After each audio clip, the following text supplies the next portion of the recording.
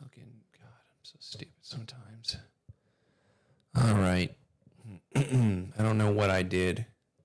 I must have accidentally hit the stop button somehow when I was moving my mouse. I must have accidentally hit that. So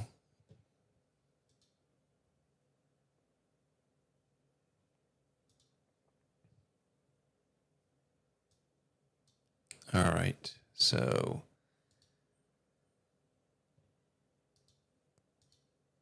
let me go ahead and continue playing that for you guys. I'm sorry.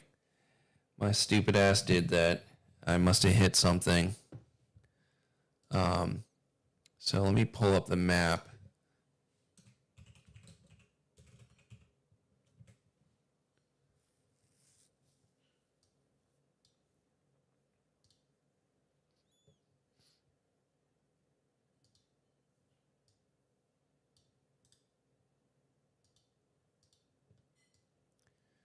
Okay, so this is a map you were saying, and yeah, actually, it does look like a bowl.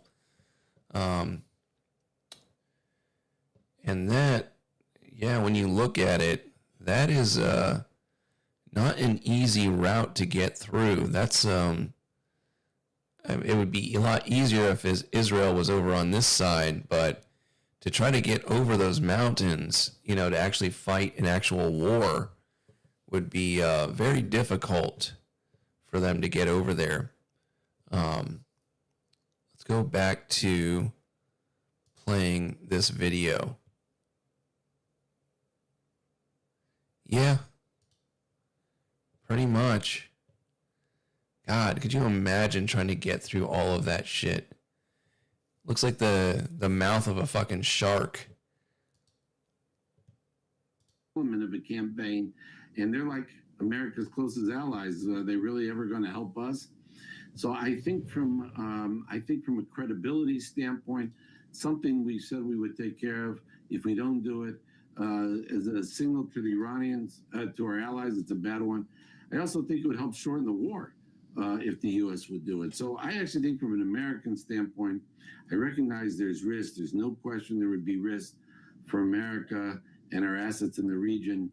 But I think from a national security standpoint, it's important for us to hit. But anyway, John, I did my riff. Tell me what you think on how you're thinking of this at this moment. Yeah. Thanks, Mike. Let me throw out some things that I'm going to be thinking about this week. First of all, on your point of how our Arab partners might respond to it, I think you'll remember that it was just a couple of years ago that you and I were sitting with an extremely important authoritative Arab leader who, when we asked what would happen if the United States didn't support Israel in an attack on Iran's nuclear weapons capability, he told us, after thinking for a second, because it was hard for him to imagine that the United States would not come to Israel's assistance to deal with this problem that we had all, as you say, successive presidents had said was in the vital national interest of the United States to stop Iran from getting a nuclear weapon. He said in that instance, if the United States did not help Israel, I think you can correct me, but something along the lines, it would be one of the most catastrophic things to happen in the region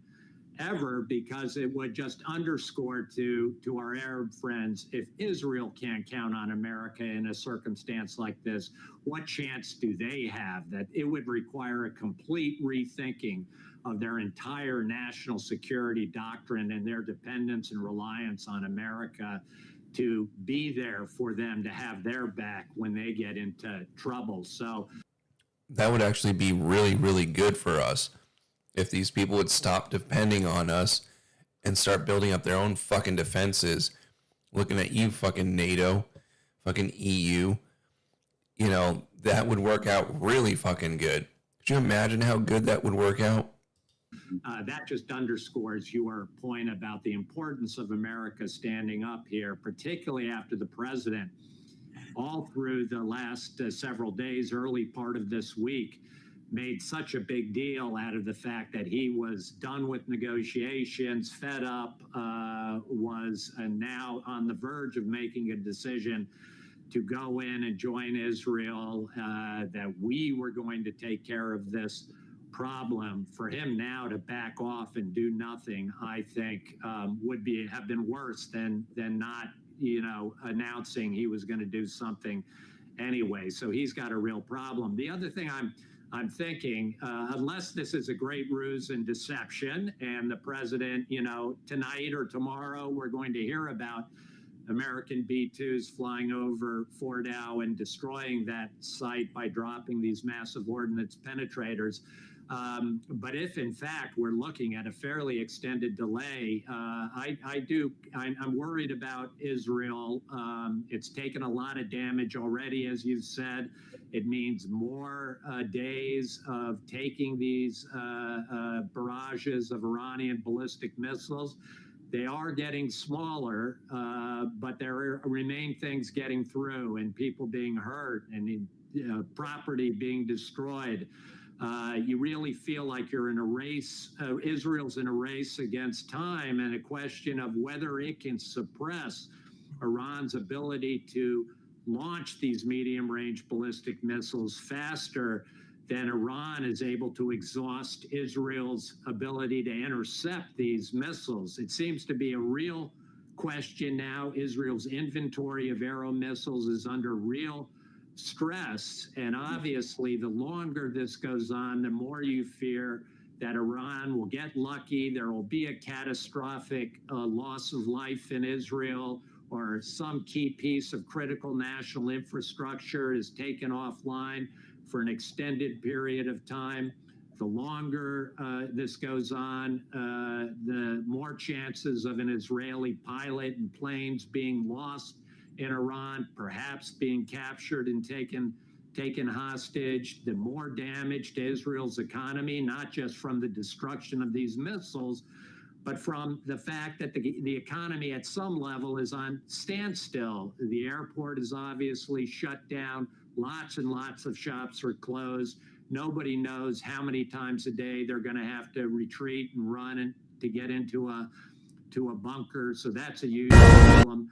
And then there's also going to be, the longer this lasts, that the Americans don't decide to do what they could do in Fordow, the more urgency there will be for Israel to do what it needs to do, whatever its plan is for Fordow. And I'm sure it had a plan, but to go ahead, implement that plan, but at a obviously a much higher risk in terms of success or failure, and probably not as effective as what the United States could do very quickly. So I'm very concerned that there's a real cost to the time, and if there is an amount of dithering and this Hamlet routine that you referred to, there's real cost to it, to our allies and to this war.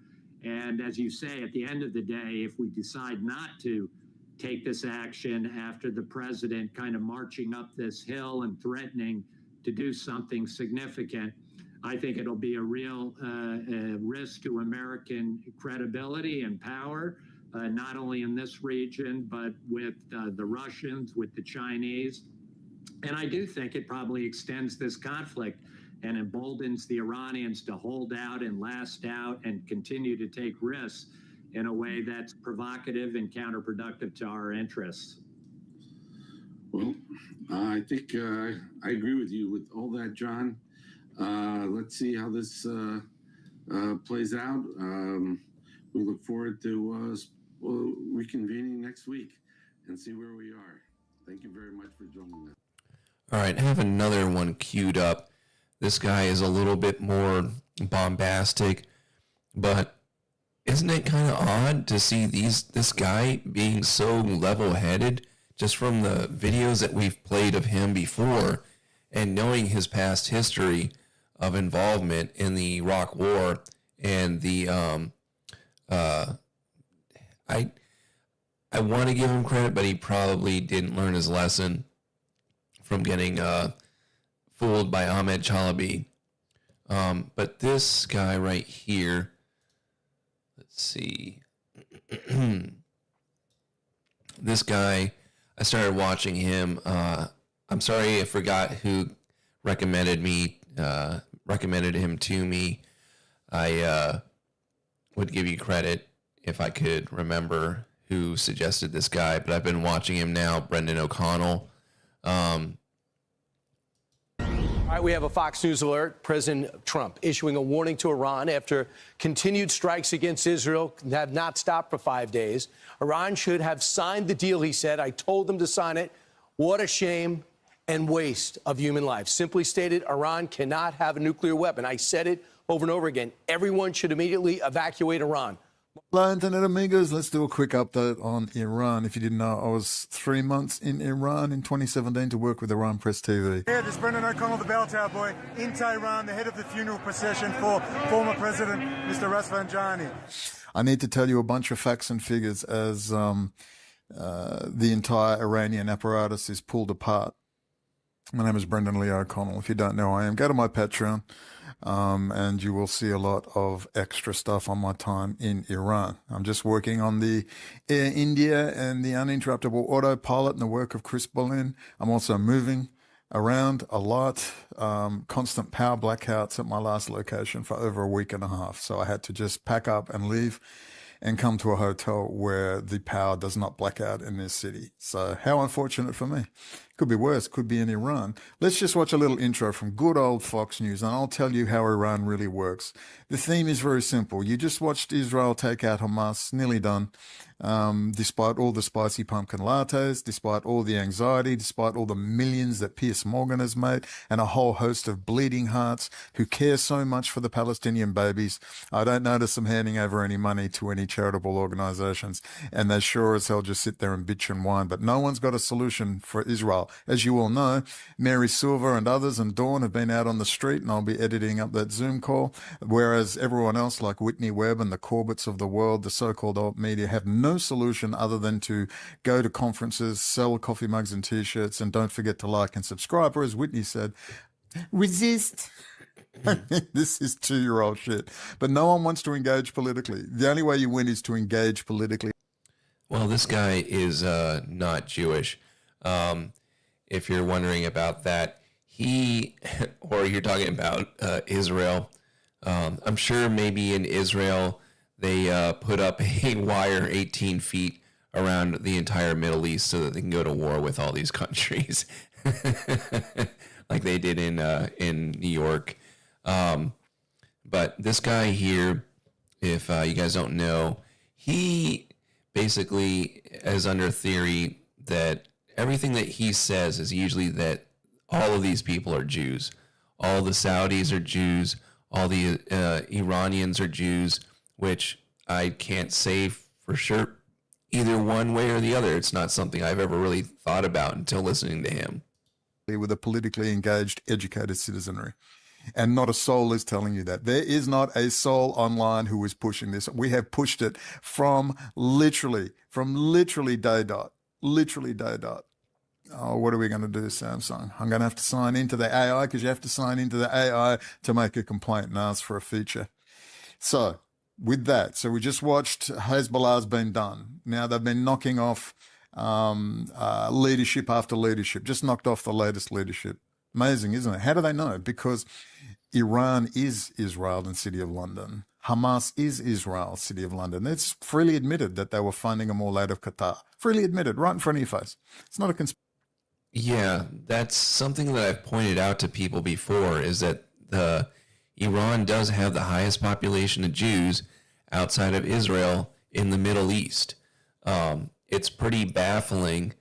And actually, he does bring a good point, and you bring up a good point saying that. And it has been on multiple occasions that, some Iranian princess married some Israeli tycoon or leader. So it is, a lot of it is theater. Conspiracy theory. And of course, Hezbollah is the same. That's why they could just kill all their leadership, because they haven't penetrated Hezbollah. Israel and the City of London and elements of MI6 and the Bank of International Settlements in Switzerland, which helped fund. Okay, because that last sentence, he said that they hadn't destroyed Hezbollah. But at the same time, 30 seconds before, he said that Hezbollah had been decimated. And for what I saw was that Hezbollah was just basically kind of laying quiet, and they were one of the major threats still active for Israel. Fund it all are Hezbollah. They are the Iranian Revolution. They are Islamic terror. And what's happening now is they are taking down their network. Why? They're under instructions from the U.S. Department of Defense. Take down your creations, as harsh and as horrible as it is, and the U.S. will move into Gaza in a giant base. That's what we're seeing unfold. But we've also got to go in why the U.S. appears to be doing deals with Netanyahu and others. What power does Netanyahu have? Well, we know he has cyber as the real domain of power. Now, remember all of you people that kept telling me what was going to happen and Iran is this and Iran is that, and I said, well, I've been there and it's bullshit. No one supports the Ayatollah that I found. Everyone wants the Shah back and they talk about it openly. They're totally not in fear at all. They openly talk about bringing the Shah back or a new system and getting rid of the mullahs. Openly. It's not even hidden. Okay, but you've all worked out now that Islamic terror is Israel, correct? You've worked it out? So, as I said, they will just pick apart Iran like vultures on a carcass. And Iran's going to sit there and take it. And they're just taking out leadership after leadership. Ayatollah Khamenei is next, and there's no replacement. I was there. They were discussing with the Persian Gulf Study Center, their government analysts, Mr. Parsipur, wonderful people, and they were discussing that there's no replacement for the Ayatollah. There is literally no one. That was their biggest concern. Who replaces the Ayatollah? They don't have a replacement. So they're going to take him out. How it all transpires, though, is difficult to say because Iran is very important in controlling pan-Arab nationalism and setting up that dialectic, that map. They need that map. Persian Empire versus Federated State of Greater Israel. Okay, let's watch a bit of idiot Fox News. Have you noticed they've moderated a bit, Fox News? Less gung-ho?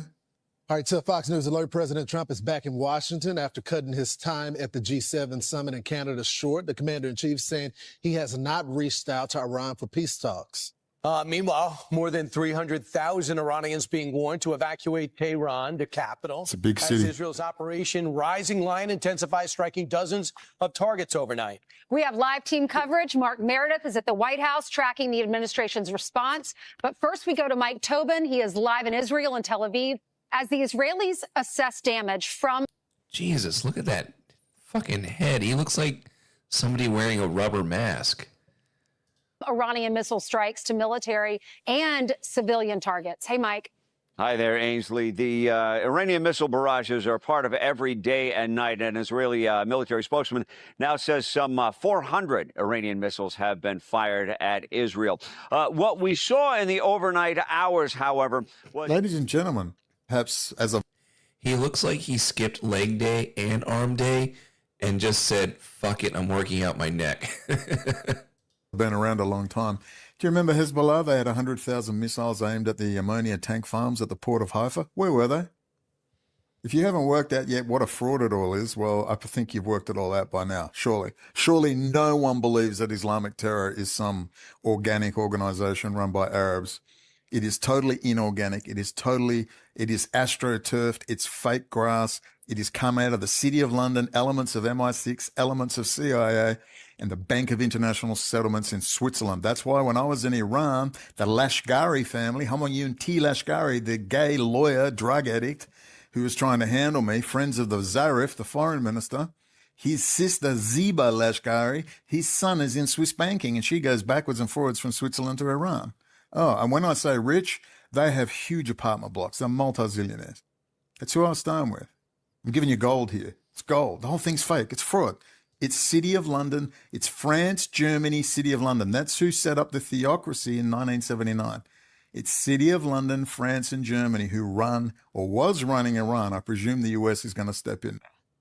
Instead of the usual hundreds of missiles coming at Israel, what we have seen since the start of Operation Rising Lion, about 20 came last night. 4 missiles got through, hitting in the town of Herzliya, which is just north of Tel Aviv. Stretch paint, one of them set a chosen fingernails, a bus, a chosen bus, oh my God. Fire, but no injuries reported thus far. Meantime, an Israeli official says the IDF is not done hitting targets inside Iran. Yesterday, the Iranian state TV building was burning after it was hit by an Israeli strike. A hit it's Iran Press TV. While they were live on the air. That's where I was going to work. Oh, yeah, it's all an act. Look at them. Israel also says Iran's wartime chief of staff was killed. Ali Shadmani was his name. He was the most senior military commander, closest to Supreme Leader Ayatollah Ali Khamenei. But he only had the job for 4 days. He was appointed after his predecessor was killed. They just keep killing him. Have you not noticed? Again, we're back to 2 + 2 = 4, aren't we? Aren't we? You can't sit in Qatar in 5-star hotels, part of a terrorist organization, right next to the largest U.S. air base. And good old Winston, Steve Bannon's new friend, is saying there's some conspiracy theories about Qatar and Israel funding. They're all funding. Just look, it's like asking the question about Qatar and Hamas. Hamas terrorists, okay, their leadership are in 5-star hotels in Cairo, Turkey, Ankara, and Qatar, particularly Qatar. Okay? Terrorists, mass killers, 5-star hotels.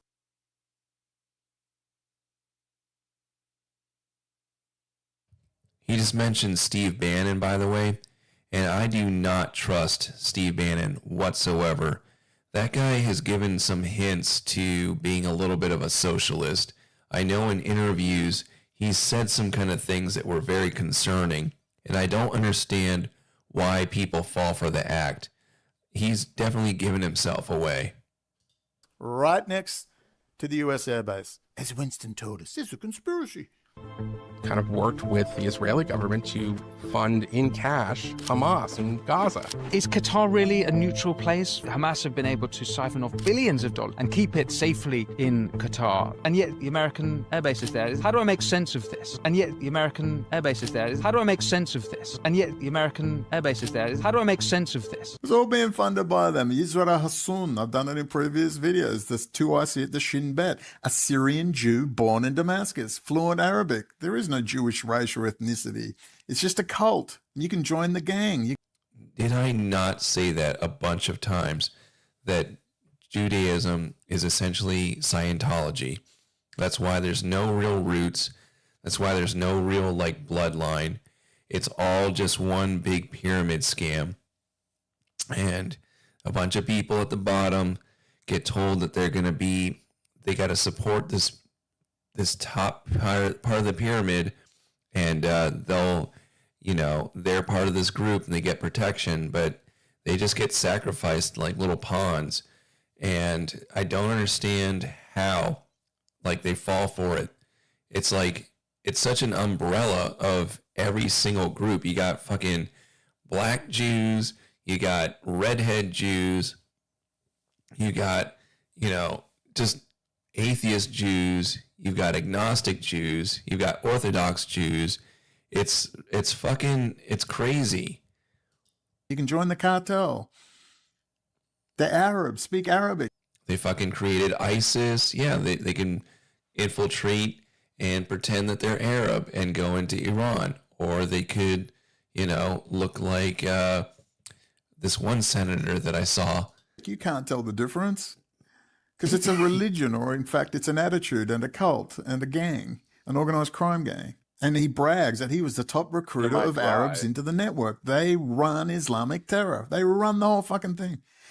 This is a fucking congressman that said he was swerved at on the road, saying that someone was going to kill you and your family. And his name's Rep. Max Miller, Republican from Ohio. And that somebody was saying anti-Semitic slurs. I saw that today. They run the gamut. There's no real bloodline. There's no real anything to these people. The idea said you can now dismantle it with your blood and your treasure, although they never do. It's always the U.S. taxpayer treasure. And the U.S. is going to move into the region. Is that good or bad? Well, it's going to be better than what it was, but we'll have to wait and see. Because there's a lot of dynamics at work now. A lot of dynamics.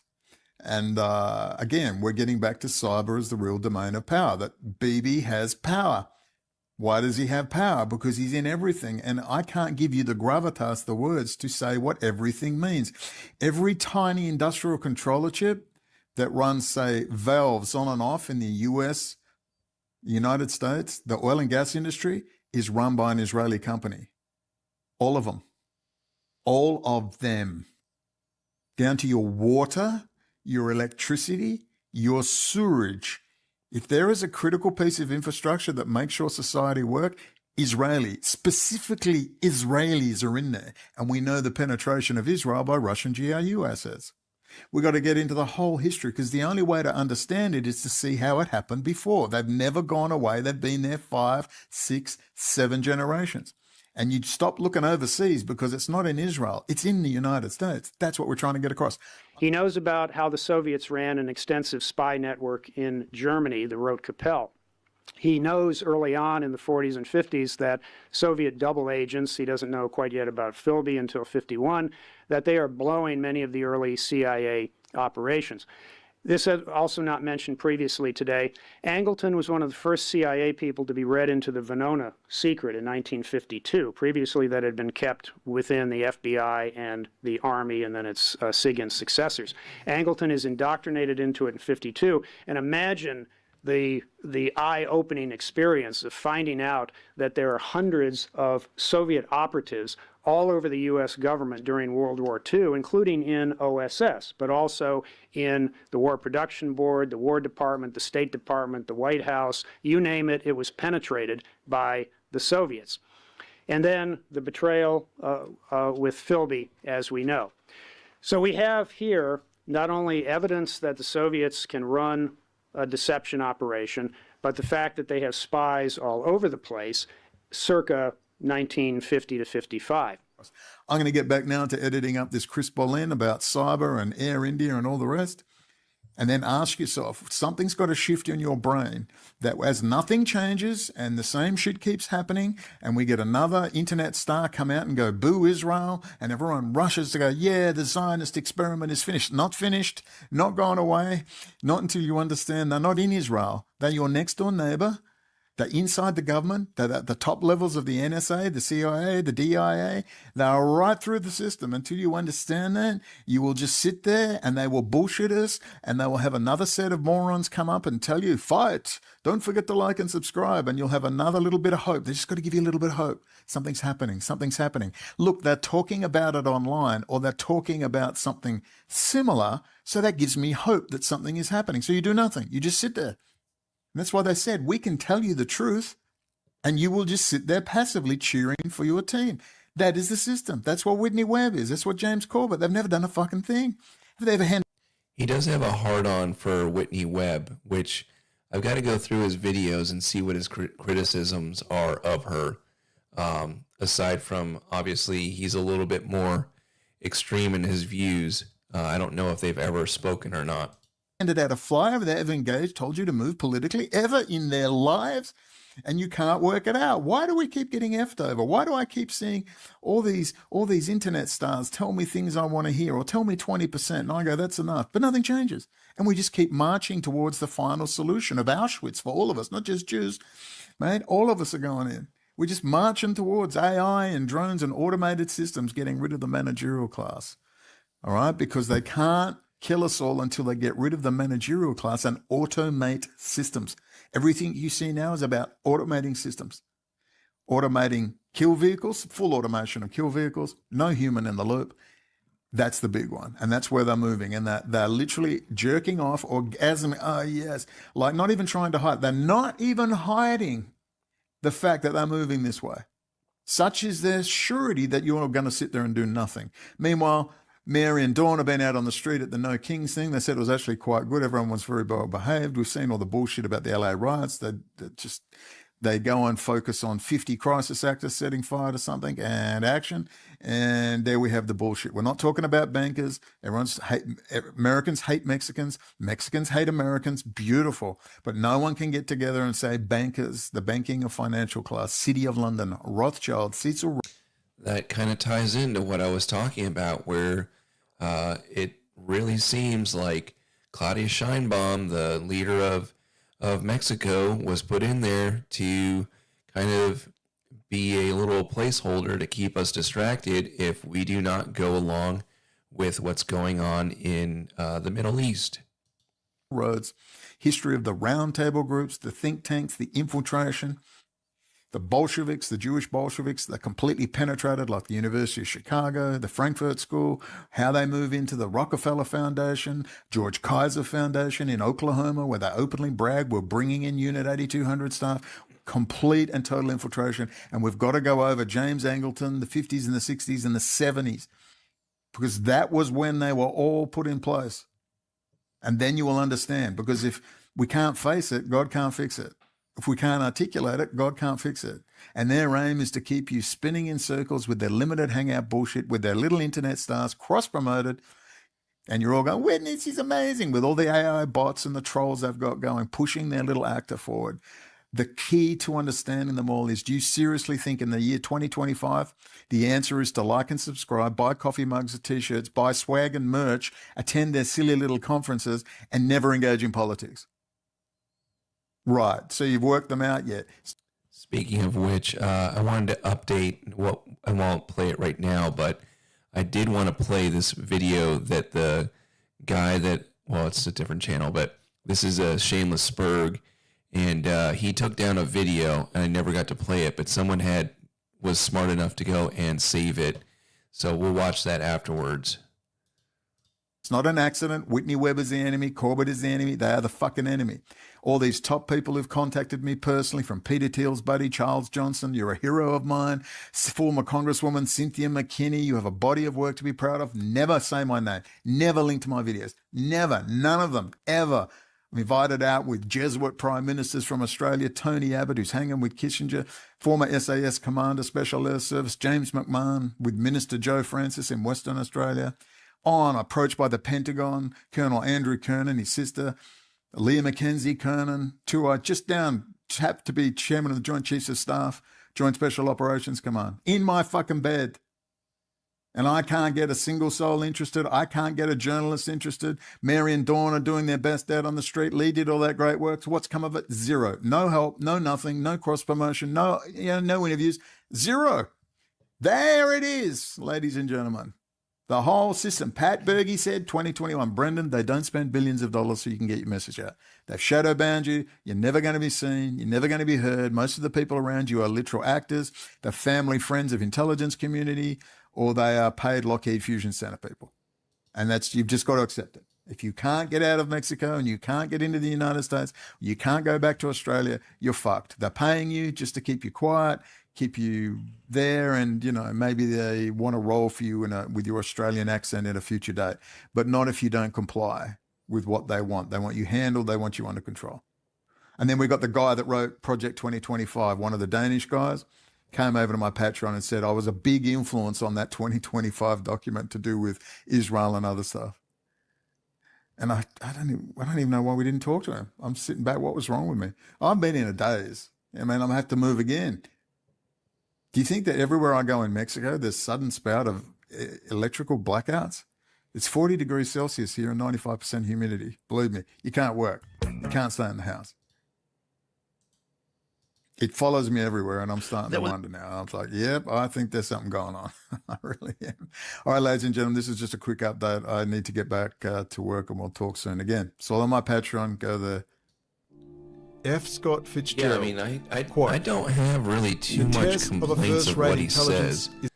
I did find a video. Well, I found two videos. It looks like when I searched of him talking about Whitney Webb. I'm assuming that this is a sarcastic title. This is more recent. This is actually no. This one is 5 months old. This one is a month old, but this is 4.5 hours. So I don't know what he's doing here. But let's see what he had to say about Whitney Webb 5 months ago. Within the next 200 years, we're going to a very serious deep ice age. I think Alex's point is that in all of these things, there are legitimate things. COVID has, there are real things, people are getting sick. Global warming, to an extent, I'm sure is happening. Of course it's happening. But then there are also nefarious characters that want to use that to take away your freedom. There are people that don't want you owning a car. There's all these legacy systems. Whitney Webb, who's a journalist who came on my show, said, You worried that those SAS communications being compromised by Leon Lynn and Israeli Jew Nation? Just get you to stand over there in that corner for me, thanks, Brendan, and the next room. Has Variant or Andor, any of those companies involved? So this is him getting raided. He's mentioned this before on another one of his episodes that I was listening to. I didn't really get the full story. I've just started kind of scratching the surface on this guy. Surveillance devices, have they installed any surveillance? Can you just pop out of the way for us? Thanks, yeah. This is about SAS Campbell Barracks, Leon Wind, Variant.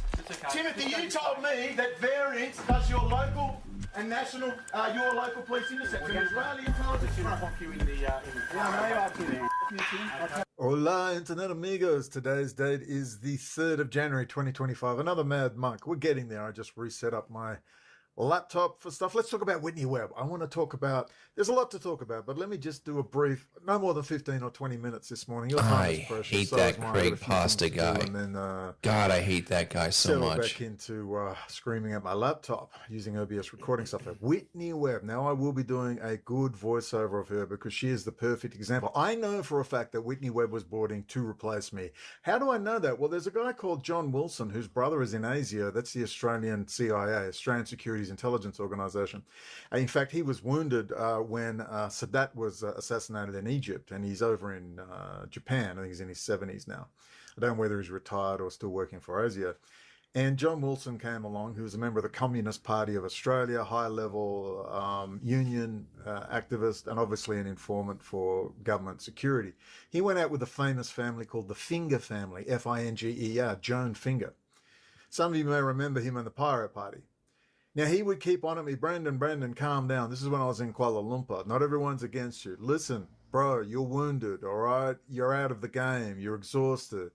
And he'd keep going on about this. Just calm down, blah, blah, blah, blah, blah. And right at that same time was Whitney Webb. Now, that was at the same time that Fred Smith, Skull and Bones, okay, the founder of FedEx, that Fred Smith was, of course, in contact with me via his nephew, Joseph Davies. He's the one that introduced me to all those people. Jeremy Rothschild, Greg McCarran, good old, I've forgotten his name. Adam Green. Look what he turned out to be.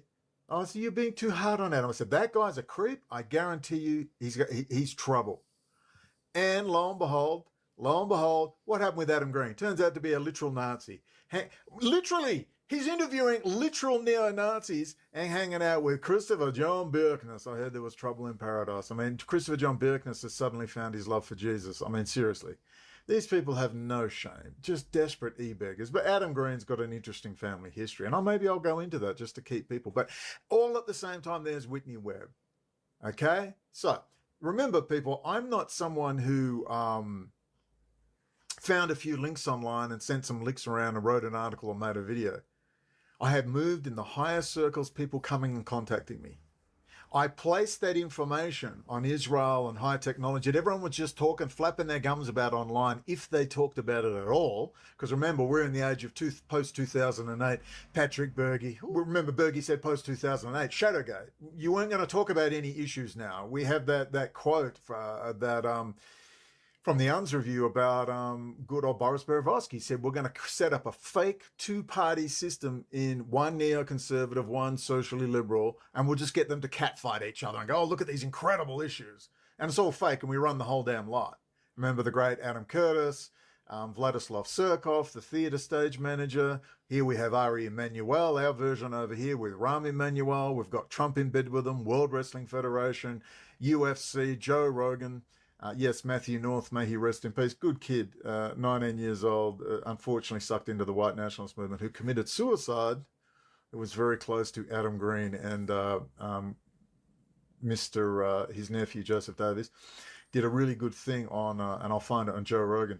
So we've got all these links here with this system, which is plainly in place. And I just put to you one caveat that there is a deal being done between Jewish power and US elites in the classic sense. Whether that's good or bad, well, we'll have to see. But we've just got to keep telling the truth. And like I said, take over the Trump train. There's trouble in paradise, baby. The MAGA movement is fighting back and going off about Trump's picks. They're not stupid. They know about the Trump. I'm going to call you Trump tards, but it's out of respect, all right? You've really woken up big time. And Samsung, I've just got to sign into my Samsung account to tell them to please leave the camera on, please. Maybe if we put it on video. Does that help? We'll try it on video. Anyway, so we know that system, which is in place for good or ill. I mean, we have a population of retards now who need to be managed. The children who have to be managed. We need a whole new popular culture, a whole new system of governance that's going to create intelligent human beings, or as intelligent as they can be. So there's going to be massive change. But you need to understand, this isn't a 4-year process here. This is a 40 to 50-year process. This is how long. I can tell you exactly how it's going to transpire. Almost exactly. Might get the timing wrong, but I know exactly what they're going to do, exactly who they're going to use. I know the system, the new popular culture coming through the likes of a Joe Rogan. They're going to have... I wonder what he thinks about that guy. Well, I guess actually, let's see. Okay, that makes sense that he starts talking about Candace Owens about a month ago on the other video where he mentions Whitney Webb. So I bet you he has opinions on Ian Carroll as well. Trips to Dubai. What they'll have is like these initiation trips. So when you're 18, you'll go off on a trip and you'll go to the moon thing and take ayahuasca with Joe Rogan, and they'll be rebirthing things like they have here in Mexico. I forgot what they're called. You go into the womb and they do chants and things, which I'm not entirely against. It's the intent behind them. These ones are to create, which we need, a new popular culture. I mean, I've always said I went skydiving at 18. And the first thing I thought, I had a smile on my face for a month. I thought, that is an initiation. We need to get young males, to him talking about Whitney Webb. 18, with a magical, don't look over there, look over here, look over here. Oh my God, it's so dangerous, ladies. Oh, and it's all bullshit. Total bullshit. They don't have enough people. These are private companies doing this. Privatized companies. You need to stop with these fantasies.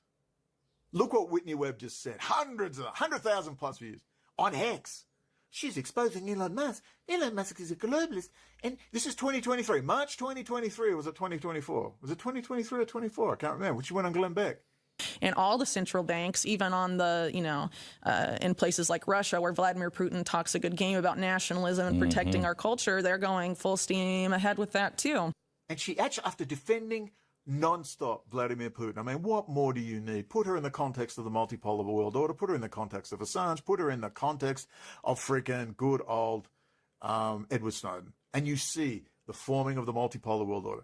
The word Kissinger wouldn't barely leave her lips. When she was on the Patrick Bet-David podcast, actually I don't mind a lot of the time, sometimes, he's got a Jewish compadre on there, American Jewish compadre. And I like Patrick Bet-David because he's a typical Scorpio. He says, who are they, Whitney? Who are they? Give us the names. Give us the names. And when he goes, the CIA, Rockefellers, and the Jewish guy had to pipe in and say, Rockefeller. And she went, oh, yeah. Well, we got IBM, big banks. I would say big tech is Big tech is what better. you would say. Okay, Yeah. big tech. Then we said CIA, DOJ, FBI combined together, military-industrial complex. Fine. Now give me individuals. What families, names, the last 60 years, since November of 2000 to November of 1963, not 22nd, since November 1st of 1963 till today, which top families have destroyed America the most? Okay, Rockefeller's number one, Rockefeller. probably. Who else? After that, I'd put the Chicago families up there, Pritzker? the Crowns and the Pritzkers. I'd Okay. probably put them together. Yeah. Chicago, got it. Who else? All right, the opioid crisis, the Sacklers. Okay, the Sacklers. Because that, I mean, a lot of not enough people talk about that. But that you could sort of rope into big pharma, like some of the big companies that are tied to suspect stuff going on with the anthrax attacks and also with COVID stuff. Emergent Biosolutions, they make a killing off of selling Narcan. They have Who a else? monopoly on Narcan too. So we got three: Rockefeller, the Chicago, the Pritzker. I don't know, Slob. I would be careful about throwing stones. I remember when this previous episode of Low Value Mail, Danny exposed you. So you put them together, the opioid, the Sacklers, who else? Well, again, I think, when you're talking about banking interests, a lot of these tend to be transnational. You have some of these old money banks from Europe. Give me names, family. Rothschild. Yeah, I'd probably put the Rothschilds Okay. on there for sure. But they openly made an alliance with the Rockefellers not that long ago. Who else? These are just families. Probably talking about individuals, Names, like a Henry families, Kissinger. it could be like one of those- Kissinger, Clinton, Yeah, Biden, people who yeah. have sold America. Well, Kissinger sold America out, definitely. Yeah. Well, I'm here because of Kissinger. You know that. I mean, what more do you need? What more do you You know, one answer to that, what you're saying, Slav, and these people all like having truth. Because remember, we were talking in the last stream before I closed it like a retard about how these people have to go and reveal themselves, and they always tell you what they're going to do. So it could be very true that this guy, what he's saying is all true, or like partially, and so could Whitney Webb, but it's all basically different mafia factions trying to get out their side of the story to climb to the top of this Scientology scam that we call Judaism. Seriously, once you link Klaus Schwab, Kissinger, Rothschild, Rouhani, Iran Press TV, Minpress News and all that, and he's in Scotland, you know, the Jews of Scotland, hanging with Jack Straw and Lord Levi, for crying out loud. She won't breathe a word. She wouldn't tell you about Microsoft being totally core-coded, Intel, R&D. I mean, come on. It's like I sit here and I get depressed because I can't reach anyone. I am so freaking contained down into a box. I'm physically harassed, online harassed. People enter my home. You know, they unlocked the Amazon security gate. I said, where's the security gate? I'm like, oh, I don't know. The password's been changed on the security gate. We had a card. I really like that. Fucking razor wire. I love that place. And the lady around it said, I don't know. I said, well, who does security? She said, Amazon. Oh, well, that explains it. And remember, at the same time, I was being interviewed by the Italian press via Paola. I mean, Paola is just, like, she does hardcore stuff, man. She's a lecturer in the UK. By the way, it's very disappointing if this guy is this intelligent. As somebody who used to do security for commercial and high level, like residential, it's really not that difficult to do your own security.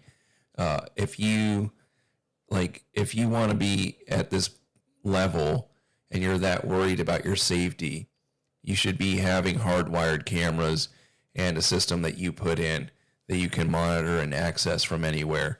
Like these stupid little things that you buy off of Amazon or these prepackaged shit. Like I get so disappointed when I see people with those things. Fucking Ring cameras, Ring systems, you know. Okay, in Italy and elsewhere. All right, she does things like accident investigations for like, as a subcontractor, I can't remember exact, but like the NTSB and stuff. And I'm getting interviewed by the Italian press. And you know what happened? As we're trying to arrange the times, like an hour before it starts, I'm getting Paola's messages from Italy, right, because she's going to oversee. The messages are not coming through Signal as an encrypted message, right? They're coming through Signal. They're coming through Signal. They're coming through Signal, unencrypted, and not just unencrypted via normal text. They're coming through the number that Amazon uses to give me the code to get into my Amazon account on a browser. And you're going, what? No, that's what's going on. That's one of 100 things they've done to me. Hundreds of things. I'm just so fucking used to it now. I am literally the most hacked and harassed person on this planet. End of story. End of story. Oh, I will say that one of the things that is annoying about this guy is that he spends way too much time not talking about the actual subject matter. if you didn't know, friends from the Pentagon send down their sister. How close to Millie? One office next to Webb. You know, George Webb's brother is in Intel. Thank you, crowdsource the truth guy. Sorry, I forgot his name. The one who exposed Robert Dowd Steele's friendship with Roger Stone. I mean, we've got like Shadowgate. It may as well have never been made. The two videos, they're quite good. They didn't go deep into Israel, but you got the point. Oh shit! He talks about. I wonder what he has to say about Kay Gribbs. I'll have to look up the Shadowgate thing that he did. You got the point. It's like it was never made. Chris Berlin never existed. You see what they do? They give you the young Turks, the new, hip, trendy people. Oh, look over here. Never going to mention Kay Griggs, Bill Cooper, none of the old stuff. They're just going to keep you on for the innocent of the day, give you a few generalized names and go, don't consent. Ask Whitney what the solution is to the ongoing technology juggernaut and autonomous kill vehicles. Ask her what the solution is. She's going to say, stay online, fight the I love the biometric ID card. Bring it on. Bring it on. It's not going to happen. Not now anyway. But just bring it on. All these troll bullshit artists will disappear. Do you know when I talk about drug dealers, do you know just what large percentage of the population deal drugs all day? Maybe work as a cover, but just deal drugs and sit around all day on forums. Do you know the percentage? It's higher than you think. Do you know the percentage of the troll armies? Who do you think was paying me $500 USD a week when I was in Kuala Lumpur? Good old John McAfee, the #1 drug launderer for the Ukrainian-Russian mafia. You know, I still doubt McAfee's dead because you don't believe McAfee was involved in the Silk Road, making billions of dollars with $1 billion in Bitcoin. You don't believe he was involved in that? He's probably at the same witness protection hotel, Suites, one of the big, hotel suite companies somewhere, like with Mike Gill was, where the FBI stashed their people. He's probably there with Robert David Steele and good old Scott Bennett. And McAfee probably all in the same freaking hotel. You just don't get it. The intimate link between drugs, drug trafficking, weapons trade, and that Bitcoin money. Bitcoin's at 100 grand. It's not going over that, you fools. As if. That's how Russia's paying for so much stuff. It's all Israeli. All of it. Because it's Israeli-Russian. It's a camp. It's a major hub of intrigue and criminality. That's what it is. It's a criminal bunker for the city of London. It's where the thugs hang out. Look, Lord Jacob doesn't hang around Bibi. He just has to be seen with him on occasion. He just sees him as a thug. He's just the sergeant in arms. He is the strong arm enforcer. And that's where they operate out of, where it's quiet and contained and you can get away with stuff and talk about things more openly than you can if you're a plant in MI6 or MI5 or elsewhere. I don't know how to convince you until things hurt, I have to convince you. It's not about Whitney Webb per se, but she's the prime example and it's very closely linked with me. Once I put everything together, anyone watching that video, assuming anyone sees it, no one will be any doubt what she is. And, I was even thinking of crowdfunding some money to really dig deep and get a private investigator to dig deep exactly where she is, not to dox her, but I want to know everything about her. And you're looking at anywhere from $10,000 to $13,000 US. I seriously thought about it because to just expose her so completely. I mean, remember when she said, out of the blue, she comes out and says, no rumors are around, nothing, just out of the blue. To the people that hacked my PayPal, ha ha ha, I do not have millions in my PayPal. You just don't know the difference between Argentinian or Chilean pesos and thing, ha ha ha ha. And she, I've only got $2,000 US in there, comrades.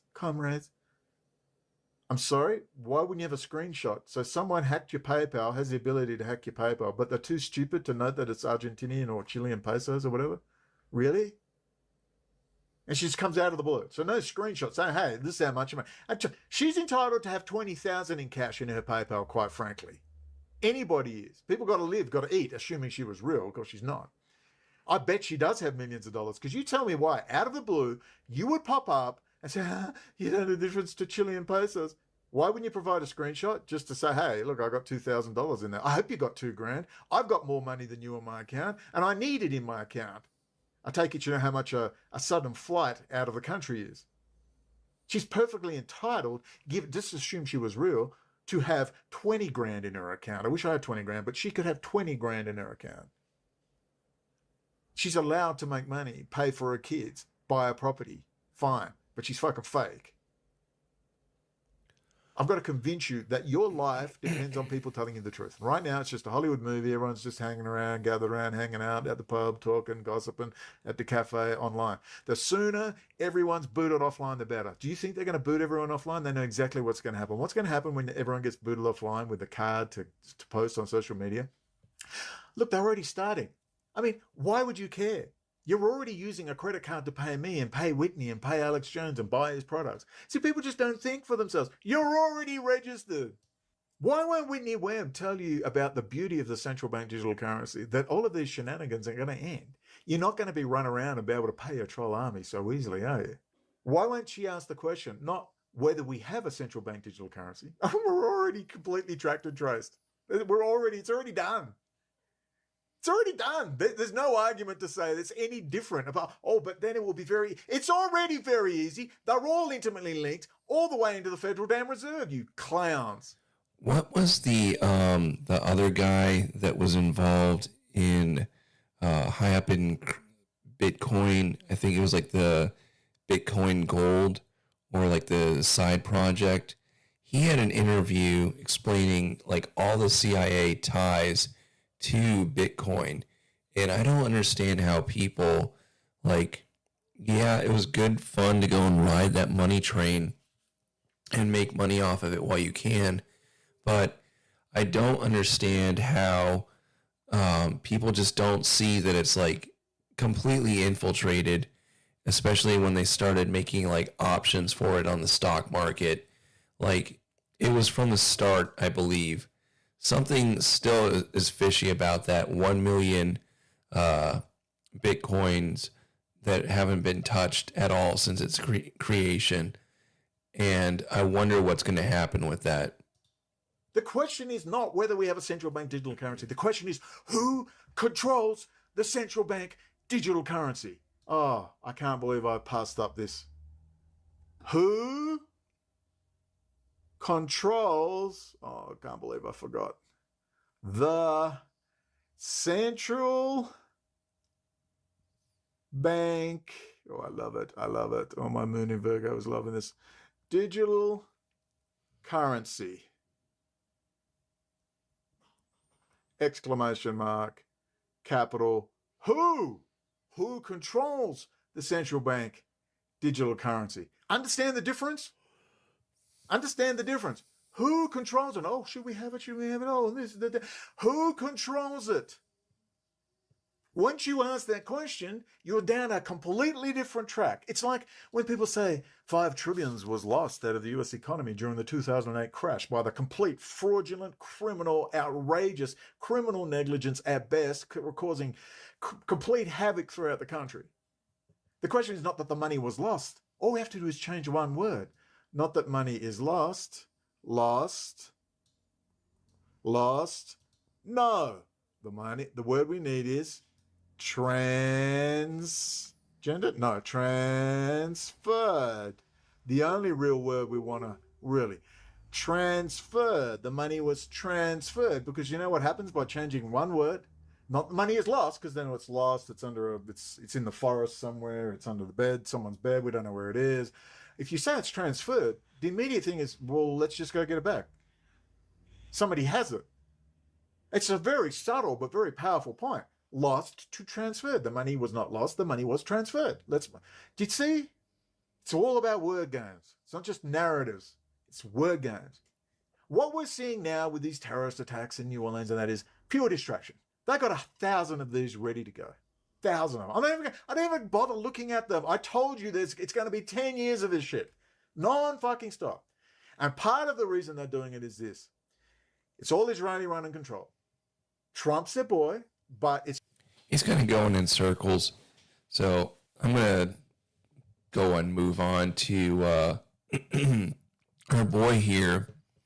This was a video that we were watching, that guy Shameless Spurg, who's up to now 24,000 subscribers. In just, how long has he been on? Since May 13th, 2025. So just over a month, he's gotten 24,000 subscribers. And he took down this video of himself explaining this particular tattoo. Where is it at? And this guy who's so concerned about the white man has this tattoo on his wrist.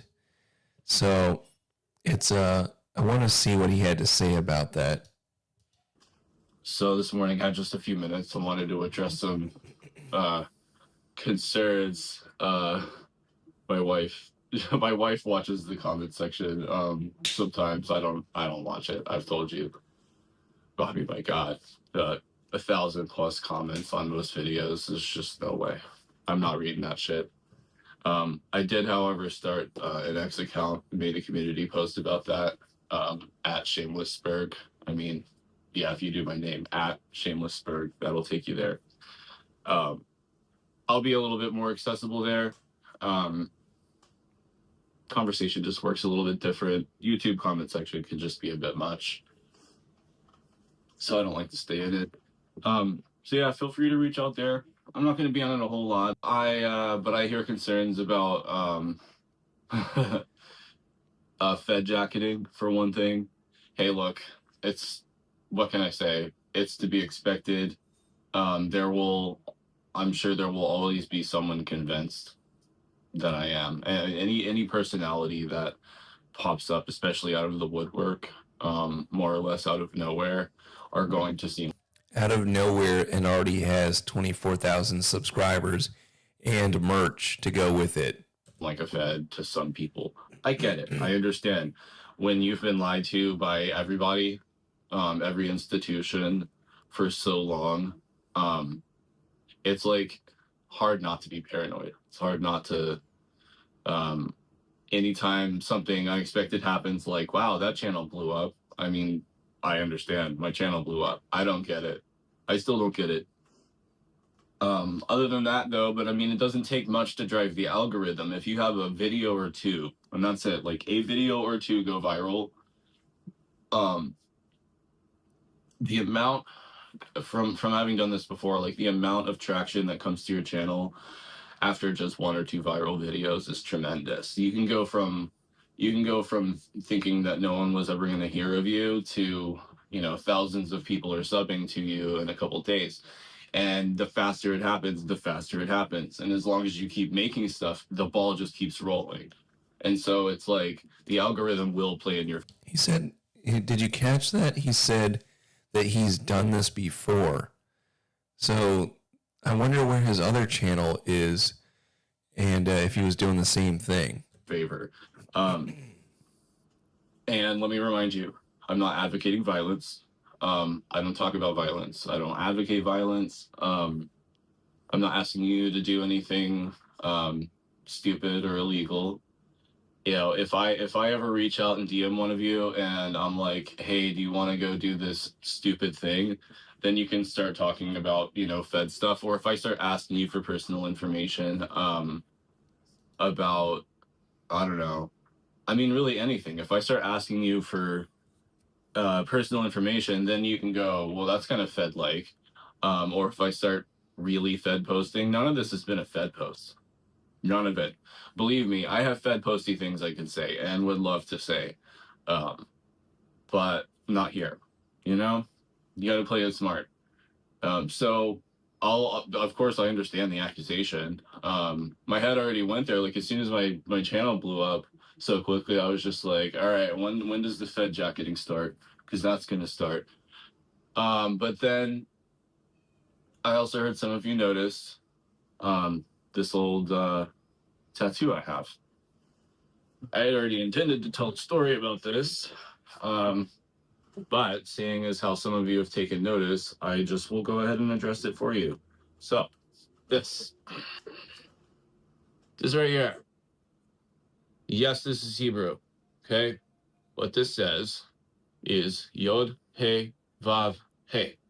This is called the Tetragrammaton, from which the name Yahweh or Jehovah is derived. All right. And that is because, as I sort of touched upon a little bit yesterday in my DMT video, I used to be very involved in ceremonial magic, the Western grimoire tradition. And it all is loaded down with Hebrew because it pulls a lot of its source material from old Kabbalistic works. Okay. And it pulls extensively from the Bible. It gets its entire spiritual hierarchy from the Bible. Jared, is that something that you were looking into, this Western grimoire magic?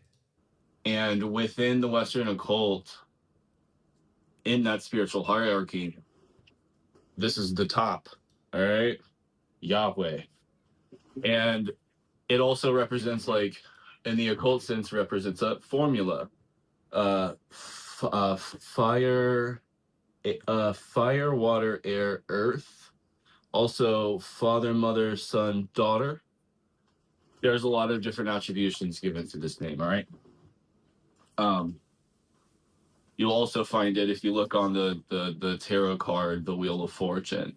If you look at the wheel, in most decks, you'll see ROTA, then you'll see Yud, He, Vav, He. You'll find it all over the place. You, of course, will find it all over the place in Freemasonry. I wasn't accusing you of anything. It sounded like something you had described to me that you had been kind of looked at before. So yes, in my early mid-20s, I was deeply involved with this material, deeply involved with, in particular, the Hermetic Order of the Golden Dawn. I did not join the Hermetic Order of the Golden Dawn, but that was because the leadership was insane. David Griffin, there's this guy named David Griffin who leads one of the Golden Dawn lineages, and he is an insane megalomaniac. So that is the reason that I didn't join back when I was interested in the Golden Dawn. Later, I was involved in Ordo Templi Orientis, though. Some of you will have heard of them, but that was Aleister Crowley's, one of his orders. He had a couple of orders, the Ordo Templi Orientis, and then he had Argentium Astrum. And I was a member of Ordo Templi Orientis. So initiated in a couple of degrees. You have the Minerval degree, then you have first, second, third. That makes up the first triad called the Man of Earth, and then so on and so forth. There are higher degrees than that. I went to the second degree and then left because one of the requirements for passing on to the third degree, I would have had to represent something that I don't believe in, all right? I would have had to make a statement to others that I don't believe in. And I wasn't going to do that just to chase a degree. Well, it was a long time ago, man. And notably, this was also long before He really is very suspect. It doesn't make sense. Either he's involved in pushing the channel or somebody is pushing his channel for him. But it's very odd that he would just go and make this into a whole brand so quickly. Became aware of the JQ long before I became aware of Jewish issues in general. To me, there was no problem because I came up Christian. And again, like I said, I had this really philo-Semitic mother. And so to me, I mean, when I encountered Hebrew writing and some of the text of ceremonial magic early on, I was just like, well, everybody always said this was, devil stuff or whatever. And here I see all this Hebrew. Well, I didn't know what I didn't know. But so I was very involved in all of that material. And the name meant a lot to me because on the one hand, I had come up as a Christian who studied the Bible in great depth, including in concordances and kind of going back to some of the Greek and Hebrew. No, I do not read Greek and Hebrew, but I would sit with concordances and I would do word studies. Okay, so I got pretty familiar with a lot of Hebrew and Greek terms that way. Well, particularly biblical Hebrew and Greek. Just for that matter, I've got this bit here. All right, this is called a unicursal hexagram. In the middle is called a 5-petaled Tudor rose. This is the symbol of Thelema. All right, that reads Thelema. That is Greek for Thelema. I know some will go, that's a Star of David. No, it sure isn't. It's unicursal. A Star of David is two triangles that actually intersect. This one, and the difference is symbolic and important. This one goes like that. Isn't the Star of David so is above and below? that, and that kind of looks like two arrows pointing up and one pointing down? That unicursal, drawn with one continuous line, whereas the Star of David is a triangle, like so. All right. You'll look up, if you look up Thelema, you look up if you look up Thelema, you look up OTO, you look up all that stuff, you'll find that, okay? And then, you know, go look up really anything in ceremonial magic, the Hermetic Order of the Golden Dawn, the Grimoire tradition, also called the Solomonic tradition. You're going to find it covered in Hebrew. So, for this reason, I ended up, well, the name meant a lot to me. And it meant a lot to me from two standpoints, because the one, I had grown up Christian, and two, I also had this deep interest in Western occultism. And so for that reason, I told myself, this name will always mean something to you. It will always be important or mean something to you. Well, I skip ahead quite a few years, and then I find out about the JQ. And that was a very unwelcome disturbance. I'm glad I found out. I'm glad I learned the truth, but it was extremely disruptive. Because, you know, I came from an especially, you know, I kind of came from the Southern Baptist, evangelical, Pentecostal milieu. They rub shoulders. It's weird. I kind of came up in that, and they are certainly a very Jew-loving crowd, that's for sure. So it's getting it on that end. The old-time religion in my life, you know, looks like Baptist Christianity and Pentecostalism and evangelicalism. That is what old-time religion is for me. And so there's a lot of Jew worship. What can I say? Well, more than just the usual, let's say. And, you know, so, and then hopping over to this tradition in the Western ceremonial magic, I remember encountering some of the material, and I saw how steeped in, like, Jewish and Christian lore and terms it was, and I'm like, well, you know, what gives? This looks all biblical, this looks all Abrahamic, and that's when I didn't realize, like, just how many of these people had been Christian mystics or Jewish mystics.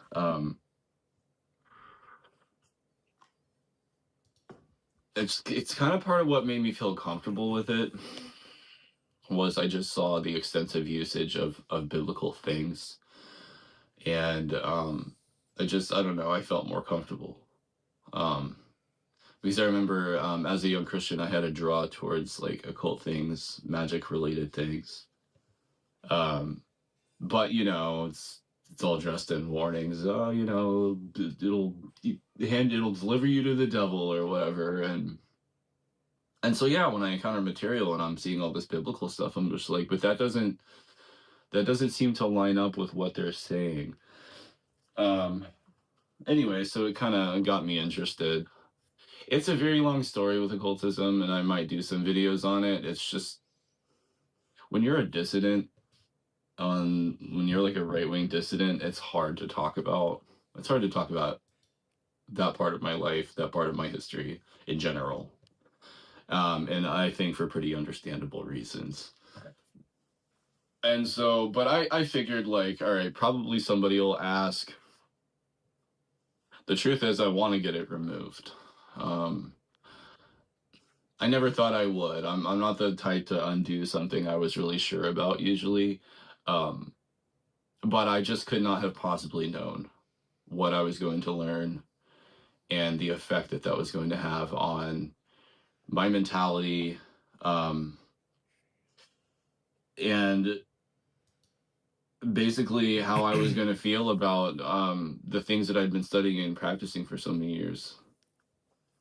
It really was very unwelcome and disruptive to find out, all right? So, but yeah, to this day, I still have this. I don't know, I was like 22, 23 when I got that. I am so glad that I have no tattoos on my body. That was one thing. I don't put tattoos on my body, and I don't put bumper stickers on my car. And I've been considering getting it removed. I have never done tattoo removal. I know there's a local place that does it. This guy that does both tattoos and tattoo removal, which I think is funny that he does both in the same place. That's just funny to me. But hey, you got to get it. And so I may look into that. You know, it's small, it's unobtrusive. So I don't know. I don't imagine that would probably be too expensive or too painful to get rid of it. And so I plan to look into it. I was going to stop in actually the other day, but I just really didn't have the time. So if I get it removed, I'll let you know. And then, yeah, so I just wanted to address that. I can't blame some people for, you know, kind of giving it some side eye. That makes sense to me. I would say last of all, though, on that is listen. I will say also, just kind of looking at his body, he kind of has Air Force look to him. Like all the different branches have different kind of looks to them. And Air Force definitely has a lot of intelligence on them. And he has kind of Air Force body. Like he's not completely, you know, a twig. He looks like he's worked out a few times. I guess he's mentioned that he goes to the gym, but that, I don't know, he looks a lot like a lot of Air Force guys to me. Nothing in the world could be more offensive to a Jew than to tattoo their holiest divine name onto their skin. Okay? Nothing could ever possibly be more offensive. Well, that's very convenient for you, sir. It's one of the things I learned later on too, like as I got more familiar with the Bible, more familiar with like Torah law and stuff like that. I was like, oh my God, I went and got like the Tetragrammaton tattooed on me. Like they're freaky about even writing it or speaking it out loud. Okay. Like they have rules around that stuff. That's why they call them Hashem. When they say Hashem, it means the name. All right. And what is the name? That is the name. This is what they're talking about when they say Hashem. They're talking about Yahweh. So when they want, or you know, like when they write God, even they'll put G-D. Just because in that case, like we don't even want to fully write a translation of, you know, it's the level of protection that they put around that name is unreal. All right. I mean, I can kind of respect like sanctity, I get it, but I could never have realized that like, oh wow. So when I learned the truth about everything, I was like, oh my God. So I got this literally tattooed on my body. Tattoos, you know, obviously are against their against Torah laws. And so is any sort of casual usage. And so this is in truth one of the most grievously offensive things I could have done to this name, frankly, you know, to their beliefs and values. Very, very few things could be quite as offensive as this. So because it's literally like breaking the injunction against tattoos by tattooing the name that you're already supposed to not be using casually. Like this holiest of all names. So that's why I have it. It's the top dog of the ceremonial magic pecking order, you know? It's like the big one.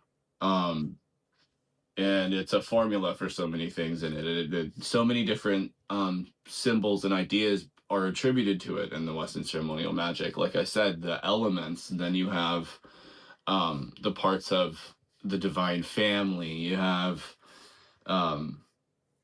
so many profound associations with all sorts of names, words, terms. The occult's a very symbolic thing. You know, there's a lot of symbolism in it. And it would take a deep dive of many hours to unpack all of that. And I don't want to make my channel about that. I really don't. I might talk about more of it in the future. You know, if for some reason one of my like little side tangents takes off and sort of redefines my channel somehow, I mean, I guess I'll reassess it. I just wanted to air out my thoughts, you know. But I had a feeling that I might have to just explain, and so I'm just like, well, instead of pussyfooting around, hey, here it is, you know, here's the top that you were asking about. There you go. Yod he vav he. And you're right, it's Hebrew. Oh, like kind of like with vampires, they're like repelled by Jesus Christ's name. But I'm certainly no hidden Jew, okay? For all of the aforementioned reasons. So I hope that helps address that for you. Hey, if I do end up getting it removed, I'll even do a follow-up vid and be like, see, I got it removed, you know, and maybe you guys can be happy for me. Obviously, when I found all that stuff out, I was like, oh, God damn it, you know, I have, it was so upsetting. It was so upsetting. So when I found out all about all that, I'm like, I have fucking Hebrew on my body, goddamn. And I've wanted to get away from it ever since. I don't know. It's been, when did I find out about all of this nonsense? I don't know. It must have been 7 years ago, 7 years ago, maybe 8 years ago.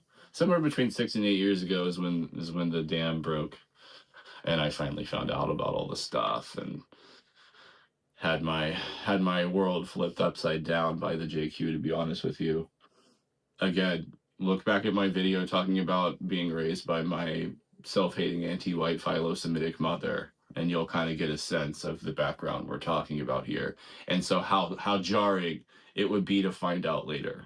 You know, when you've grown up on like the Anne Frank Kool-Aid, and you've grown up on, you know, Schindler's List and whatever else, and you. Is that true? See, this is like where your kind of knowledge shines, Jared, because I don't know half of this stuff.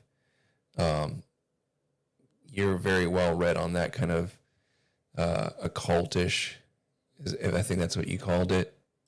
And your mother is telling you that, you know, all these horror stories are true and it's terrible, and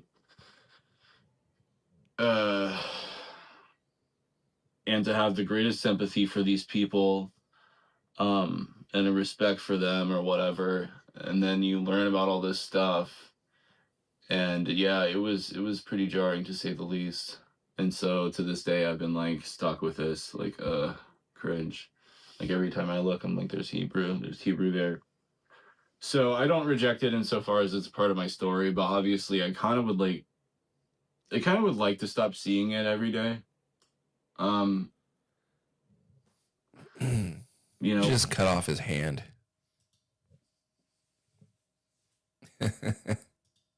What it meant to me is kind of dead at this point, and now it can only be kind of a hindrance in a way, because now anytime somebody sees it, it becomes this weird thing. Again, I understand, and the best I can do is to supply you with the explanation that I just supplied you. There's nothing more I can really do than that. I hope that my explanation made sense. I hope it was substantive enough. I hope it didn't seem like I was just trying to shrug something off. I'm not. There's a reason for this, and there's a story, and I'm not going to duck out of that or hide. See, I can give him the benefit of the doubt and say everything that he said is correct, and he's being honest. It still doesn't make sense with the amount of censorship that gets hit to every other channel for him to just explode like this. I don't understand how it just happened. Something is off about that. Yeah, it's there. It's real, and there's why. You know, no, I'm not a Jew. So yeah, I hope that addresses it. As far as the Fed thing, hey, look, if that's what you think, that's what you think. Just keep in mind, I'm not asking you to do anything that's going to get you in trouble. I care about my people. I don't want them spending their lives in prison. Okay? I don't want you to get hurt, and I don't want you to hurt other people, and I want you people to be safe, and I want you to be unbothered by the government. I mean, I don't know what else to say. No, I'm not a Fed. I can't say on camera how I really feel about the federal government, but I feel some feelings about the federal government, okay? And it isn't just that I hate them. That doesn't even begin. That doesn't even begin to cover how I feel about the federal government. Anyway, I should probably stop talking about that right now. I should probably stop, because if I don't, I'm gonna end up Fed posting for real, you know. Anyway, I hope you folks have a nice day. I'm gonna try to do a follow-up post again here soon. But until then, yeah, until then, you folks have a nice day. I'm sorry it's the morning and I'm just really groggy right now. So, but I wanted to get a video up about this issue. So you guys take care. Let's check in with what one more of his videos.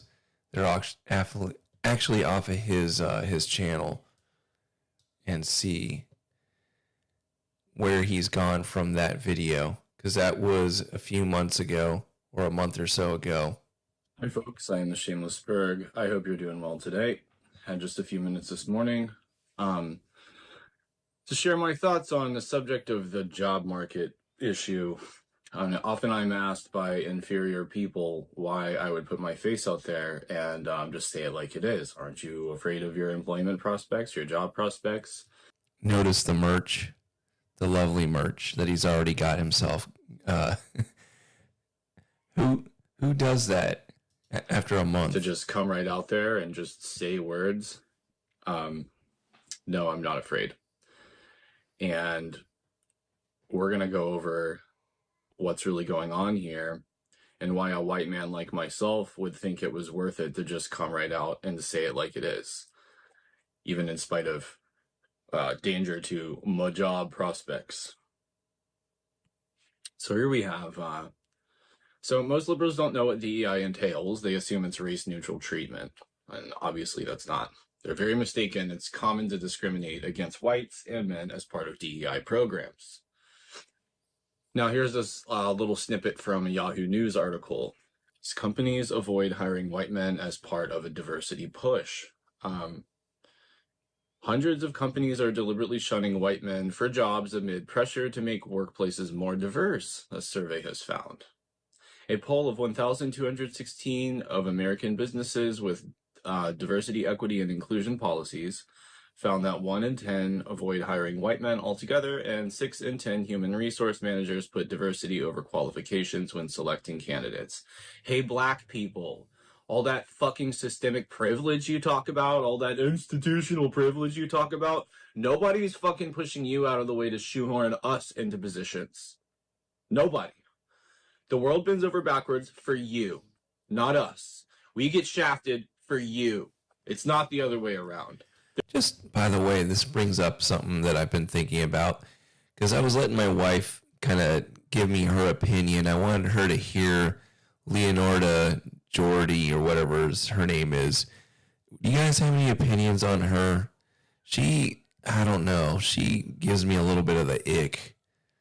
There's no systemic advantage where we just get shoehorned in because we're white. No, we get fucked over because we're white to make up for people that can't cut it. They can't make the cut on their own. Like you. You can't make the cut.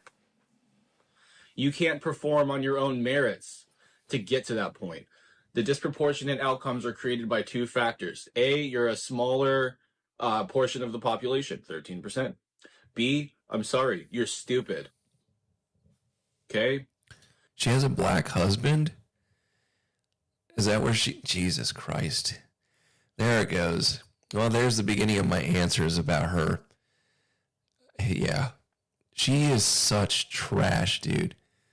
You just aren't as good at things as we are. You're not as smart and you're not as effective. And that's why artificial measures have to be brought into force in order to force you into situations that you usually wouldn't make the cut to be in. We don't have these programs helping us. We've not had this affirmative action bullshit, this DEI bullshit, this, take from the able and give to the stupid and useless program. We haven't had that to benefit us. It's all been on our back. It's all been on our dime, and it's all been at the expense of opportunities for us. Just to slingshot you a win, that you couldn't have gotten otherwise. The study conducted by website Resume Builder also found that 1 in 3 HR managers believe that quote-unquote reverse discrimination occurs because of DEI policies. Look, HR people are some of the most lib shit, obnoxious pieces of shit on this planet. And yet even 1 in 3 of them manage to see the obvious. Incredible. So 3/4 suspect that these policies were introduced in part for appearances. Probably, but it's affecting real lives in ways that go far beyond appearances. You're doing it to make yourself look good, but you're ruining lives for it and making your companies shittier, less competent. All for the sake of black people crocodile tears. So at Freaky Dev, he says, I work in tech recruiting. It's 100% your race, gender, sexuality, and nationality blocking you. Our ATS/HR systems can sort and filter you by pipelines, which users label with demographics. Most have diversity features that alert you when you have too much or too little of a certain group. We have constant lunch and learns and seminars. Is there anything that says that you can't lie? I mean, I guess lying in your resume might be illegal, but just, if you're under the impression, you could just say that, like, you had ethnic minority family members and maybe you just were wrong. They're not going to, like, be able to go and have to force you to go and disclose, your genealogy. So why, like, I'll tell you a little fucking way I get back at the system is when I've gone after jobs, because my dad's from Chile, obviously fairly white, but I'll put down as a Hispanic or Latino just to fucking fuck the system. About how to recruit for diversity in a compliant way, parentheses, how to do it legally without getting caught. We pay NGOs and staffing agencies to hand us resumes from people who are only of a certain race or gender. Our global mobility departments get the foreign resumes and we put them first because they cost less and they check off those DEI boxes. We put you on blacklist/ignore list/do not hire list if you aren't diverse. And if we don't have that feature, we put it in the notes on the candidate file.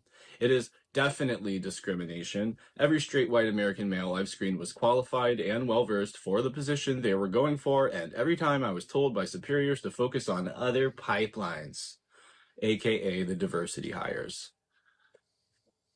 Nobody is doing that for white people. Nobody is shoehorning us in.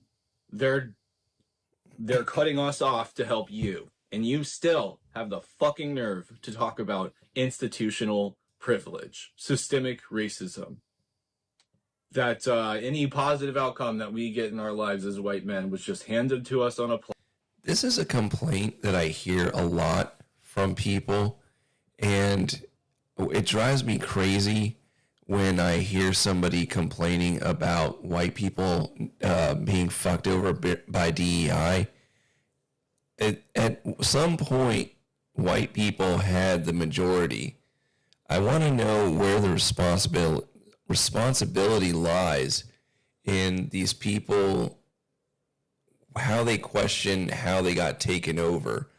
Obviously, there was some foul play, but at some point, white people had to, like, let the vampire in the door and go and basically give themselves up to this DEI stuff or start letting it trickle in. So where's the responsibility on white people to go and say, hey, someone in our group abandoned us as well, and let let the monster in. Platter, just for the fact of being white. Meanwhile, we're the only group that doesn't have in-group racial preference. I'm so sick of being gaslit for you fucking people. I can't even take it anymore. So he continues on, okay, this blew up way bigger than I expected. A lot of people are asking to name drop companies behind this. Short answer, it's literally every company. It is. The biggest offenders are NGOs and staffing firms, so I focus on them. I've called them out many times. He says, here's an example. I have an entire database tracking these organizations and collecting/archiving their DEI features and tactics, so even if they scrub it, and a lot of them are, it won't be forgotten. I won't forget it. I won't forget it. Because in the future, when we win, it's not just the government that's going to face, it's not just politicians and people in the government that's going to face consequences, okay? Oh, fuck no. Oh, fuck no. It'll be people in the corporations.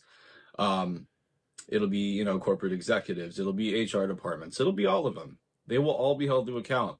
Because without all of this bullshit, none of this would have been possible.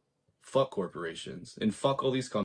Yeah, I mean, as I was saying that, I was starting to think about how, they let women into the workplace, and that was basically a psyop to ruin things and cause havoc. But at the first part, okay, well, men had to go and approve that, and men had the ability to hinder their voting privilege. So you can say that it was men who let this happen. I'm just wondering when the taking responsibility for this happens, because it doesn't seem like the other races fall victim to this. Mexico isn't going to allow, doesn't really appreciate white people. They certainly don't like black citizens in Mexico, and they sure don't really enjoy you migrating to their country. They'll uphold their migration laws for that.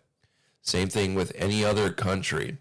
What is it about the white race that keeps letting these foot, how the cops will put their foot in the doorway so you can't close it, because if you close it, it's an assault?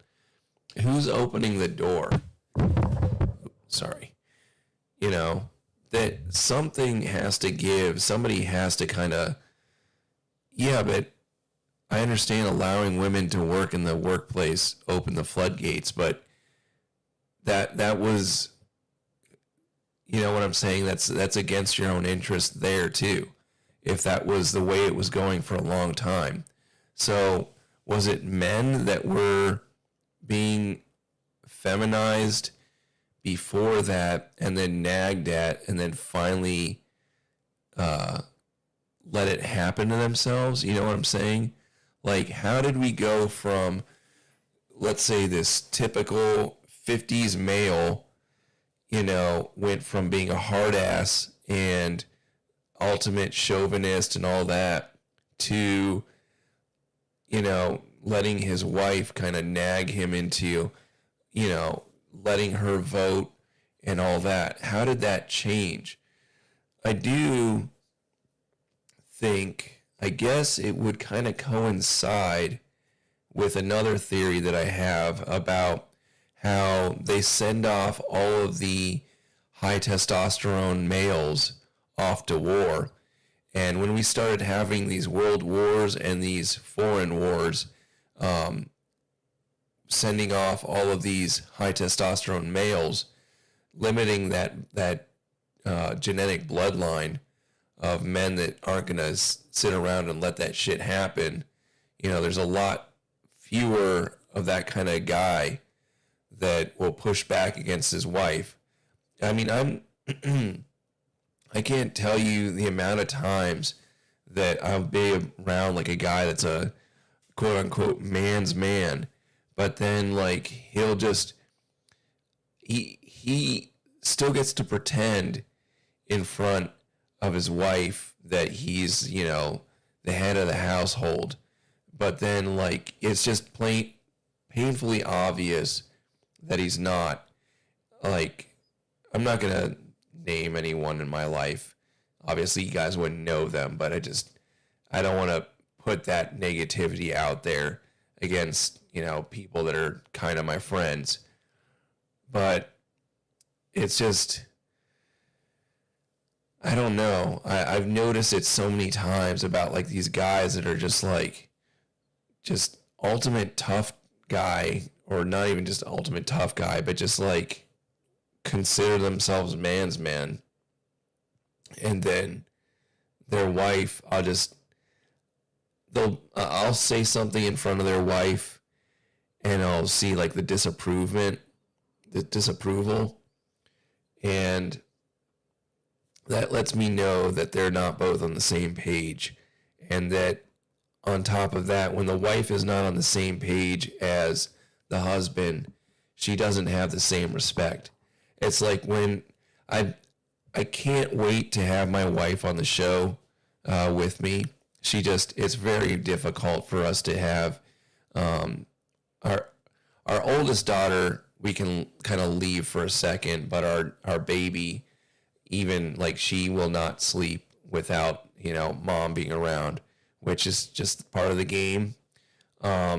She's very attached at the nip. So, but you guys will really enjoy her. She's really pretty funny and makes me look kind of like a pussy, actually, when it comes to some of the shit she'll say, because I'll kind of keep my mouth shut on things, and she'll say some pretty rowdy shit. So she's definitely on the same ship I am when it comes to political opinions.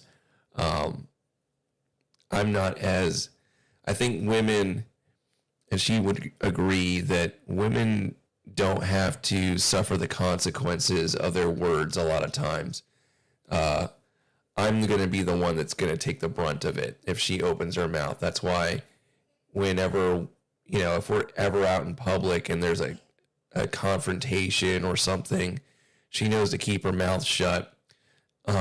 She's only gotten little mouthy one time with a black lady, but she was in her car and it wasn't really going to go anywhere.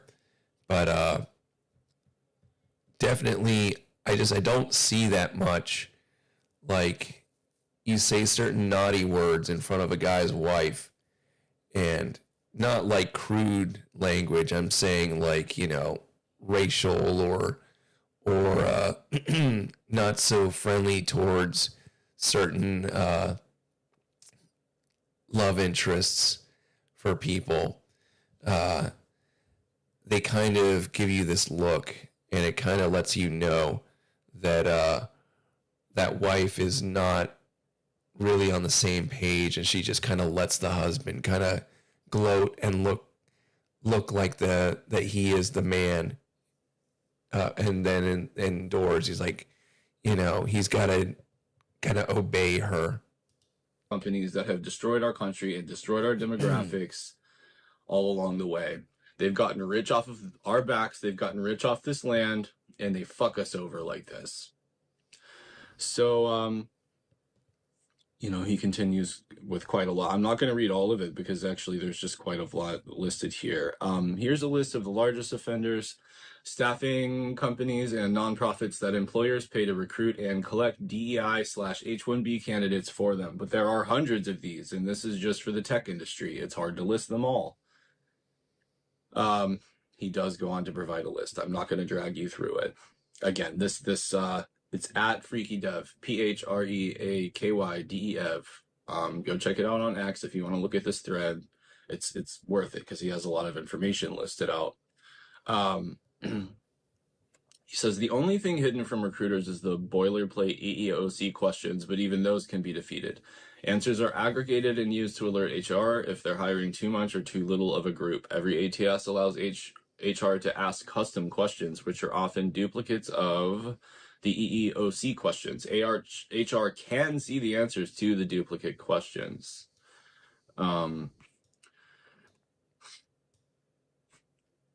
Okay. And mind you, look, I have had certain opportunities denied to me, like job transfers, promotions over my demographic. Okay. And that happened like a long time ago, like back in 2012 or something, before a lot of this got, as big as it has.